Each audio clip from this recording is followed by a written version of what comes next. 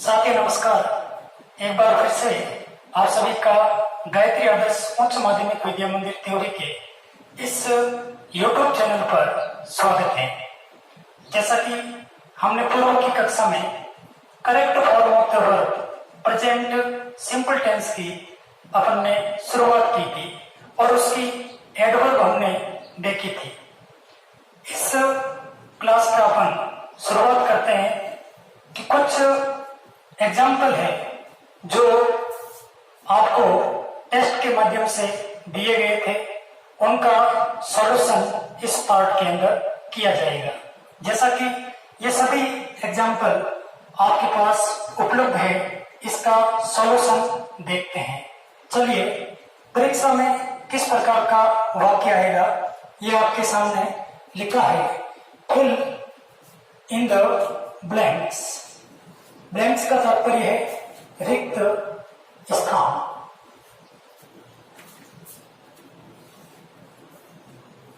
Fill का अर्थ होता है भरिए, रिक्त स्थान के अंदर भरिए correct form of the verb, क्रिया का सही रूप। जैसा कि इसका अर्थ हमने पूर्व की कक्षा में जान लिया था। गिवन इन द ब्रैकेट, जो कोष्ठक के अंदर क्रिया दी गई है उस क्रिया का सही रूप पढ़ना है। सभी एग्जाम्पल प्रेजेंट सिंपल टेंस से बिलोंग करते हैं। आइए देखते हैं। पहला जो सेंटेंस है, इसके अंदर वर्ड जो समटाइम्स आया है, इससे यह तय होता है कि यह सेंटेंस प्रेजेंट सिंपल टेंस का है। इसके अंदर सब्जेक्ट देखते हैं, the principal and English teacher. बिल्कुल पूर्व की कक्षाओं में आपने सब्जेक्ट वर्ब एग्रीमेंट का एक टॉपिक पढ़ा था। उसके अंतर्गत इस प्रकार से कुछ एग्जाम्पल आपने देखे थे। उसी के आधार पर मैंने यह उदाहरण आज आपके सामने रखे हैं। जैसा कि इसके अंदर दो आपके सब्जेक्ट हैं और सब्जेक्ट के अकॉर्डिंग ही हमेशा वर्ब लगती है। The principal and English teacher. यहां पर आपको विशेष ध्यान रखना है कि आर्टिकल भी लगा हुआ है, लेकिन दूसरा जो व्यक्ति है इसके आगे किसी प्रकार का आर्टिकल नहीं है। यहां पर व्यक्ति दो है, एक इंग्लिश टीचर, एक प्रिंसिपल। अर्थात एक प्रधानाचार्य और दूसरे अंग्रेजी के अध्यापक। यहां पर भ्रम की स्थिति होती है, इसीलिए अपन इस एग्जाम्पल के माध्यम से यह स्थिति क्लियर कर देंगे कि कौन सा सब्जेक्ट सिंगुलर होता है, कौन सा सब्जेक्ट प्लूरल होता है। यहां पर आपको ध्यान रखना है कि जब भी इस प्रकार की दो नाउन आपके सामने आ जाए तो उन दोनों नाउन से पहले यदि आर्टिकल का प्रयोग हो रखा है तो इसका तात्पर्य है कि वो दोनों व्यक्ति अलग अलग है। और जब पहले व्यक्ति के आगे आर्टिकल का प्रयोग होता है और दूसरे व्यक्ति के आगे आर्टिकल दी का ये प्रयोग नहीं होता है, तो मान लेना कि ये व्यक्ति एक ही व्यक्ति है, अलग अलग व्यक्ति नहीं है। जो व्यक्ति प्रिंसिपल है वही व्यक्ति इंग्लिश का टीचर है। तो इसके हिसाब से ये दोनों व्यक्ति एक है, अर्थात ये सिंगुलर सब्जेक्ट की श्रेणी में आएगा। और जब सिंगुलर सब्जेक्ट होता है तो मेन वर्ब के साथ एस या ईएस जोड़ा जाता है। कम का हो जाएगा यहाँ पर काउंट्स, COME और पीछे एस जोड़ेगा। उम्मीद करता हूं कि आपको रूल अच्छे तरीके से समझ में आया होगा। दूसरा सेंटेंस इसी प्रकार का, यहां पर दो व्यक्ति दे रखे हैं। The colour the typist. यहां भी दो व्यक्तियों का भ्रम होता है कि शायद यहां दो व्यक्तियों का जिक्र किया गया है, एक कलर के, एक टाइपिस्ट है। लेकिन आपको केवल यही देखना है, यदि दोनों जो नाउन है उससे पहले द आर्टिकल का प्रयोग हो रखा है तो वह दोनों व्यक्ति अलग अलग व्यक्ति है, समान व्यक्ति नहीं है। यहाँ पर टाइपिस्ट अलग व्यक्ति है और कलर अलग व्यक्ति है, तो यहाँ पर दोनों के आगे द का प्रयोग किया गया है। इसीलिए यहाँ पर प्लूरल सब्जेक्ट को मानते हुए केवल और केवल मुख्य क्रिया की फर्स्ट फॉर्म का प्रयोग करना है, वर्क का वर्क। ध्यान रखना यहाँ पर द प्रिंसिपल, लेकिन द इंग्लिश टीचर नहीं था, इसीलिए ये दोनों व्यक्ति एक ही है, इसीलिए सिंगुलर सब्जेक्ट। इस सेंटेंस में the clerk and the typist दोनों व्यक्ति अलग अलग है, इसका निर्धारण आर्टिकल द करता है, ध्यान रखना। इसी प्रकार हमें और भी कुछ एग्जाम्पल देखने हैं, जैसे कि आपके सामने यदि यहां पर आता a principal and an English teacher, तो ये दोनों व्यक्ति अलग अलग व्यक्ति होते। और यदि यहाँ पर ए प्रिंसिपल और यहाँ पर कुछ नहीं होता तो मान लेना ये दोनों व्यक्ति एक ही हैं। चलिए next sentence, neither Radha nor her friends. बहुत ही अच्छा सेंटेंस। नाइदर नॉर का पूर्व की कक्षाओं में आप सभी ने आइदर और नाइदर नॉर ऐसे वाक्य पढ़े होंगे। यहां पर नाइदर और नॉर जो कंजक्शन का कार्य करते हैं, आइदर और नाइदर नॉर के कई वाक्य आपने पूर्व की कक्षाओं में देखे होंगे। यहां पर neither Radha nor her friends, यदि इस प्रकार की स्थिति आए, जो वाक्य नाइदर नॉर से जुड़ा हो, तो आपको हमेशा ध्यान रखना है कि हमें रिक्त स्थान से जो पूर्व सब्जेक्ट आपका आ रखा है उसके अकॉर्डिंग हमेशा वर्ब भरनी है। पहला जो सब्जेक्ट आता है वो इसमें कोई मायने नहीं रखता, तो यहाँ पर पहला सब्जेक्ट राधा, दूसरा सब्जेक्ट हर फ्रेंड्स। तो यहाँ पर नाइदर नॉर से वाक्य जुड़ा हुआ है, रिक्त स्थान से पहले यहाँ पर लिखा है हर फ्रेंड्स, तो इसके अनुसार हमें इस वाक्य में क्रिया का प्रयोग करना होगा। प्ले, हर फ्रेंड्स प्लूरल है, इसीलिए यहाँ पर केवल भरा जाएगा प्ले। नेक्स्ट सेंटेंस देखते हैं, आइदर माय फ्रेंड्स और Geeta usually the plants water. यहां पर यह सेंटेंस आइदर और से जुड़ा हुआ है। आपको ध्यान रखना है, भले ही वाक्य नाइदर नॉर से जुड़ा हो, भले ही वाक्य आइदर और से जुड़ा हो, हमें दोनों सिचुएशन में रिक्त स्थान से पूर्व जो आपका सब्जेक्ट होता है उसके अकॉर्डिंग हमेशा वर्ब लगाई जाती है। यहाँ पर पहला सब्जेक्ट प्लूरल है, लेकिन दूसरा सब्जेक्ट गीता सिंगुलर है, तो इसमें दूसरे सब्जेक्ट के अनुसार हमें क्रिया भरनी है, तो यहाँ पर होगा वाटर्स। आई होप आपको दोनों सेंटेंस समझ में आ चुके होंगे। चलिए अगले वाक्य की ओर, नॉट ओनली बट ऑल्सो। जब वाक्य not only but also say जुड़े हुए होते हैं तो इसमें भी जो फॉर्मूला नाइदर नॉर आइदर और में सेट होता है वही फॉर्मूला इसमें भी सेट होता है।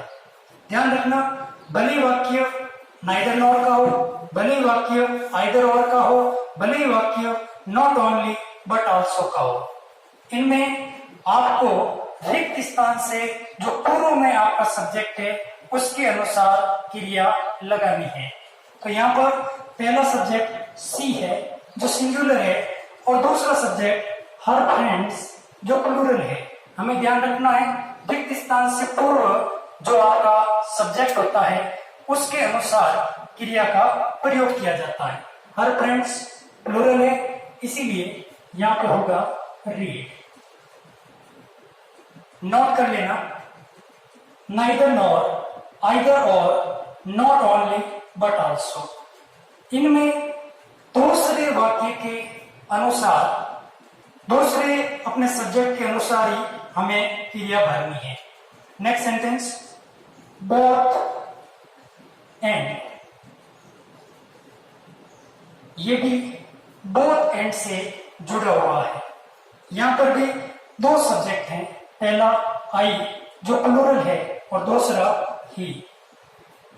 ध्यान रहे, जो वाक्य बोथ एंड से जुड़े होते हैं ऐसे वाक्यों के अंदर बोथ का अर्थ होता है दोनों। बोथ के जो वाक्य होते हैं और एंड से जुड़े होते हैं उसमें हमेशा प्लूरल वर्ब आपको सब्जेक्ट मानते हुए वर्ब लगानी है।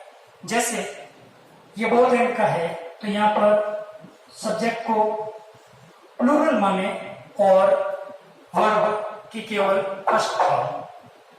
Next, the young, the young, young जो वर्ड है जिसका अर्थ होता है युवा और इसके आगे आर्टिकल लगा है द यंग। जब भी आपके समक्ष इस प्रकार की सिचुएशन हो, द यंग, द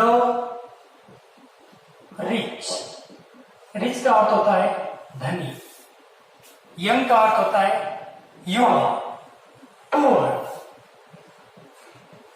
गरीब, लेकिन इसके आगे यदि द का प्रयोग हो जाता है तो ये अपने आप में बहुवचन बन जाते हैं क्योंकि ये संपूर्ण उस जाति का बोध करवाते हैं। यहाँ पर द यंग का तात्पर्य है सभी युवा व्यक्ति, अर्थात ये बहुवचन है, इसीलिए इसमें आपको वर्ब की फर्स्ट फॉर्म भरनी है, run. Next, he as well as his friends, ये सेंटेंस as well as से जुड़ा हुआ है। जो भी sentence as well as, along with या with, यहां पर मैं लिख देता हूं along with या केवल with या as well as, इनसे यदि कोई सेंटेंस जुड़ा हुआ हो तो इनमें हमेशा प्रथम सब्जेक्ट के अनुसार ही क्रिया का प्रयोग किया जाता है। यहाँ पर भी दो सब्जेक्ट दे रखे हैं, ही जो सिंगुलर है और हीज फ्रेंड्स प्लूरल है। हमें ध्यान रखना है कि as well as, along with या विथ से जो भी सेंटेंस जुड़े हुए होते हैं उसमें फर्स्ट सब्जेक्ट के अकॉर्डिंग ही वर्ब लगती है। यहाँ पर फर्स्ट सब्जेक्ट अपना ही है, इसीलिए ये सिंगुलर है, यहाँ पर टेक का हो जाएगा टेक्स। आई होप दैट आप सभी को ये सभी रूल समझ में आ गए होंगे, क्योंकि बोर्ड की परीक्षाओं में कई बार वाक्य आसान देते हैं लेकिन सब्जेक्ट जो है इस प्रकार का देते हैं कि विद्यार्थी भ्रम में फंस जाते हैं कि ये सिंगुलर सब्जेक्ट है या प्लूरल सब्जेक्ट है। आपको अच्छे उदाहरण मैंने समझाए हैं, इसको आप अपनी अभ्यास पुस्तिका के अंदर नोट कर लें।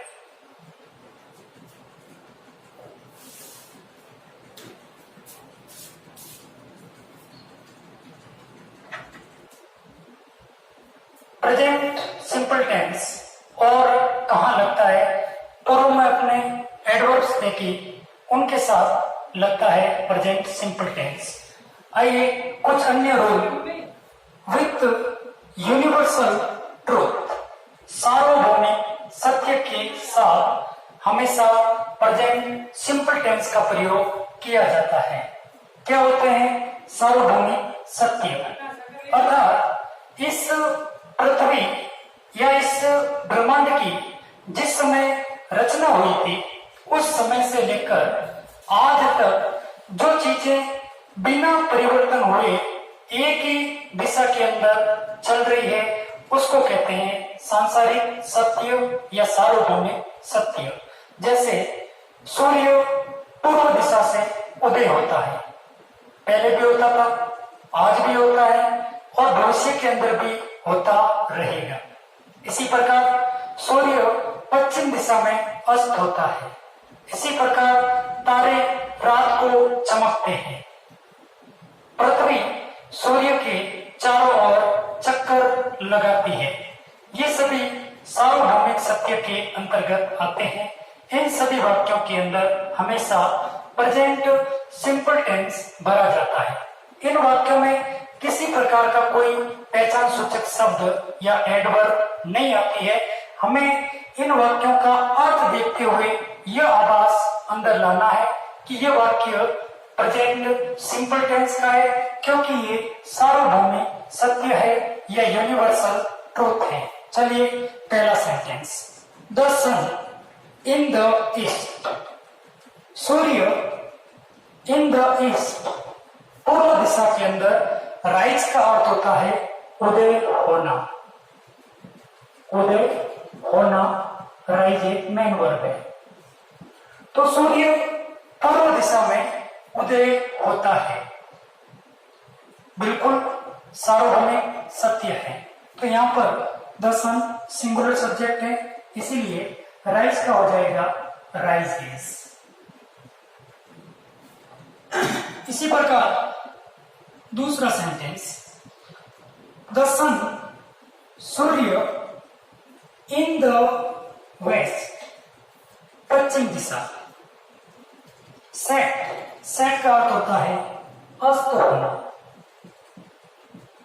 अस्त होना, सूर्य पश्चिम दिशा में अस्त होता है, बिल्कुल सार्वभौमिक सत्य है। यहां भी सब्जेक्ट सिंगुलर है, इसीलिए सेट का हो जाएगा सेट्स। एस इसके पीछे जुड़ गया। नेक्स्ट सेंटेंस, द मून, चंद्रमा।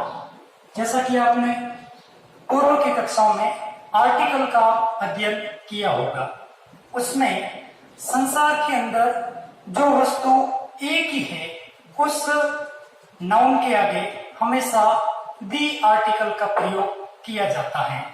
सूर्य हो, चाहे चंद्रमा हो, चाहे पृथ्वी हो, जो भी है इनके आगे दी का प्रयोग किया गया है। द मून, चंद्रमा, round the earth, round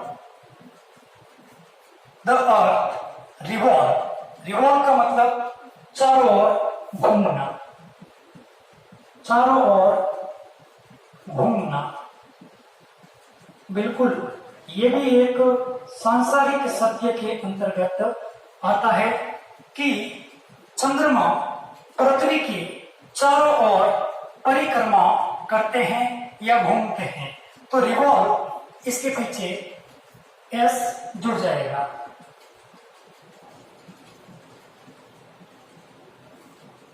next sentence, the earth, पृथ्वी, round the sun, move, move का अर्थ है चक्कर लगाना, चक्कर लगाना।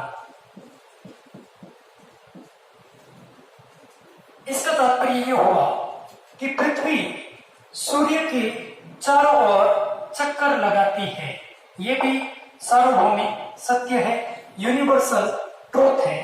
तो इसमें भी आपको द अर्थ सिंगुलर है, इसीलिए मूव का हो जाएगा मूव्स। नेक्स्ट, द स्टार्स, तारे। एट नाइट, रात में। शाइन का अर्थ होता है चमकना। तारे रात को चमकते हैं।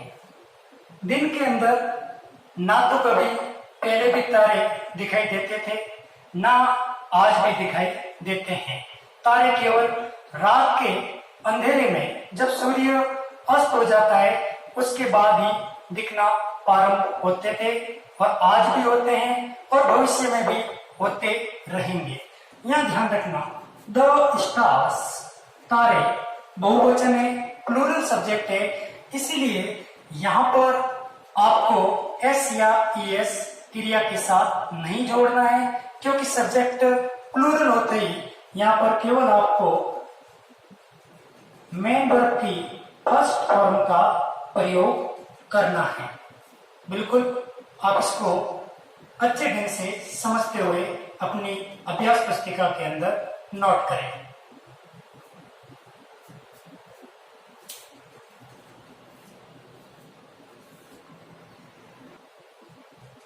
यूनिवर्सल ट्रुथ के बाद और ऐसे कौन से सेंटेंस होते हैं जिसमें प्रेजेंट सिंपल टेंस का प्रयोग किया जाता है?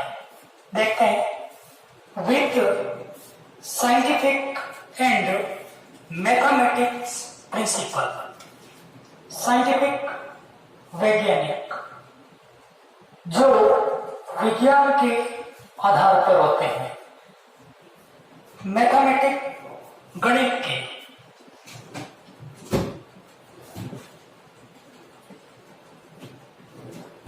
प्रिंसिपल का अर्थ होता है सिद्धांत, अर्थात गणित और विज्ञान के जो भी सिद्धांत होते हैं वो एक निश्चित सिद्धांत होते हैं। इनमें हमेशा प्रेजेंट सिंपल टेंस का प्रयोग किया जाता है। जैसा कि एग्जाम्पल, वाटर, पानी, at 0 degree Celsius. 0 degree Celsius तापमान पर पानी, वर्ब दे रखी है फ्रीज, इसका अर्थ होता है जमना, पानी का जम जाना, जमना या जम जाना। बिल्कुल यह विज्ञान का नियम है कि जैसे जैसे तापमान घटेगा तो जो तरल पदार्थ है वो जमते हुए आगे बढ़ेंगे।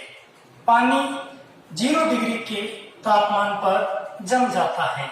तो यहाँ पर वाटर, ध्यान रखना, जो भी मेटीरियल नाउन है, द्रववाचक संज्ञा, वाटर हो और भी कुछ तरल पदार्थ, उनको हमेशा सिंगुलर सब्जेक्ट के रूप में जाना जाता है।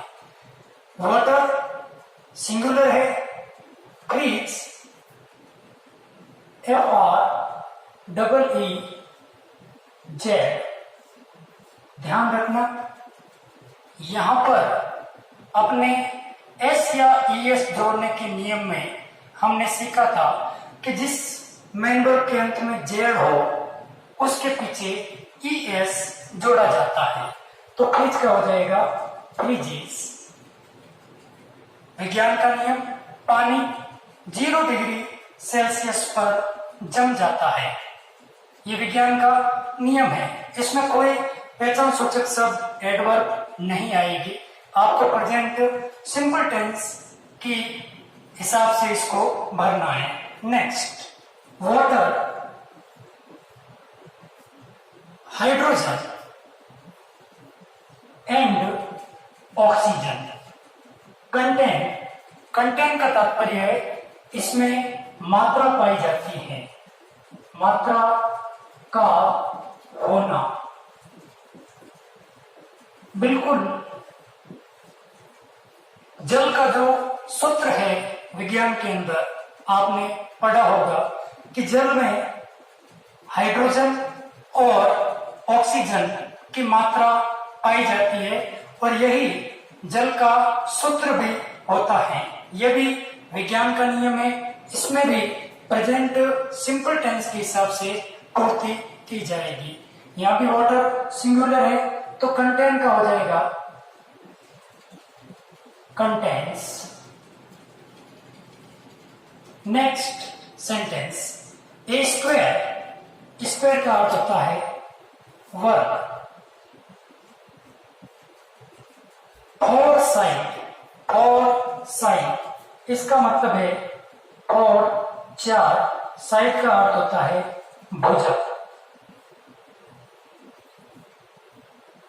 वर्ग के चार भुजाएं होती हैं। गणित का सिद्धांत है हैव, वर्ग दे रखी है। हैव हमेशा मेन वर्ब की फर्स्ट फॉर्म होती है। Have first form, second form had और थर्ड फॉर्म हैड। ग्रामर के रूल के अकॉर्डिंग हैव के साथ जब एस या ईएस जोड़ना है तो वहां पर हैज बन जाता है। ए स्क्वायर एस और साइड, वर्ग की चार भुजाएं होती हैं। गणित का सिद्धांत। एवरी ट्रायंगल, ट्रायंगल का तात्पर्य त्रिभुज, जो आकृति इस प्रकार होती है और वर्ग इस प्रकार का होता है। थ्री साइड, थ्री का मतलब तीन और साइड का अर्थ हमने देखा भुजा। हैव तो यहां पर भी हैज भरा जाएगा क्योंकि एवरी वर्ड आ गया है प्रत्येक त्रिभुज की ए स्क्वायर एक वर्ग में। इसी प्रकार कई बार परीक्षा के अंदर एक सेंटेंस आ चुका है, two and two blank four, और ब्रैकेट में देते हैं मेक। ये बिल्कुल गणित का सिद्धांत को या नियम को दो और दो चार होते हैं। कई बार ये 9वीं 10वीं कक्षाओं के अंदर परीक्षा में पूछा गया है, तो ये भी गणित के नियम के आधार है और इसमें भी present simple tense two and two, इनको भी सिंगुलर माना जाता है और यह होगा मेक्स।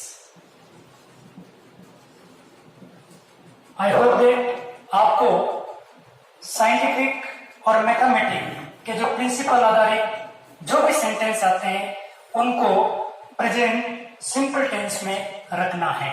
इसको नोट कर लीजिए।